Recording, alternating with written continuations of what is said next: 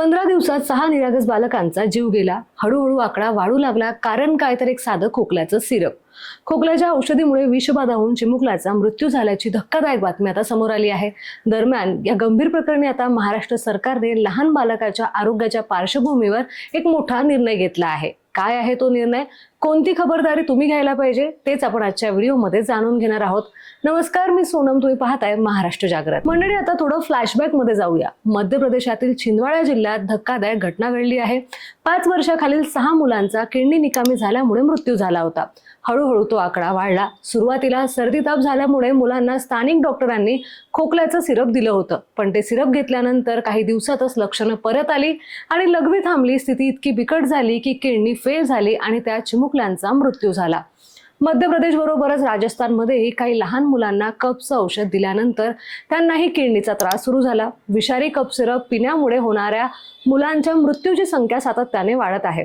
आतापर्यंत मध्य प्रदेशात 14 मुलांचा मृत्यू झाला आहे, तर राजस्थानमध्ये 3 मुलांचा मृत्यूची बातमी आता समोर आली आहे. मध्य प्रदेशात 14 मुलांच्या मृत्यूनंतर कोल्ड्रिप कफ सिरपची चौकशी सुरू करण्यात आली आणि संबंधित उत्पादनांचे सॅम्पल तपासासाठी पाठवण्यात आले. तपासणीमध्ये आढळून आलं, कोल्ड्रिप सिरपमधून डायथलाइन गायकॉल नावाचा विषारी औद्योगिक घटक सापडला आहे आणि त्याचं प्रमाण अत्यंत जास्त आहे. अंदाजे 48.6% असल्याची बातमी समोर आली आणि सर्वांनाच आश्चर्याचा धक्का बसला. तर मंडळी, लक्षात घ्या, औषधींमध्ये हा पदार्थ 0.1 पेक्षा जास्त नसला पाहिजे. इथे याचं प्रमाण खूप जास्त असल्याने हे प्रकरण प्रचंड गंभीर आहे. DEG मुळे किडनी खराब होऊ शकते आणि गंभीर आजारही होऊ शकतात आणि मृत्यूही होऊ शकतो.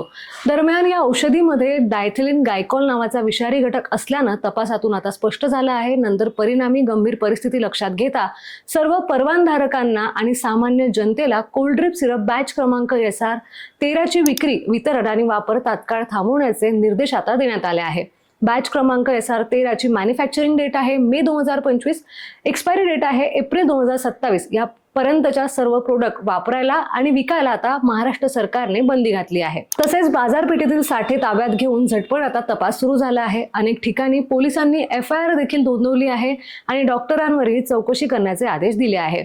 लोकांना सूचना देण्यात आल्या आहे की जर एखाद्याच्या घरी हे सिरप वापरत असेल तर ते वापरू नका आणि संबंधित अधिकाऱ्यांना त्याची माहिती द्या. तर मंडळी, या परिस्थितीमध्ये तुम्ही काय काळजी घ्यायला पाहिजे ते सुद्धा सांगते. घरात किंवा जवळच्या मेडिकलमध्ये एखाद्या मुलासाठी कोल्ड्रिप किंवा SR 13 बॅच असलेली सिरप जर वापरत असेल तर त्यावरती त्वरित बंदी घाला. उलट्या, घाम येणं किंवा वॉशरूमला त्रास होणं किंवा थकवा जाणवत असेल तर लगेच डॉक्टरांचा संपर्क करा.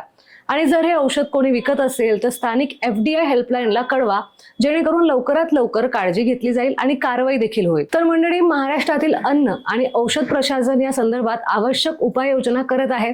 जीवाला आणखी धोका निर्माण होऊ शकतो, म्हणून जनतेने देखील सावधगिरी बाळगायला पाहिजे, असं आवाहन देखील महाराष्ट्र सरकारने केलं आहे. तर मंडळी, स्वस्त रहा आणि मस्त रहा. आणि व्हिडिओ आवडला असेल तर आमच्या महाराष्ट्र जागरणच्या YouTube चॅनलला सबस्क्राईब करायला मात्र विसरू नका.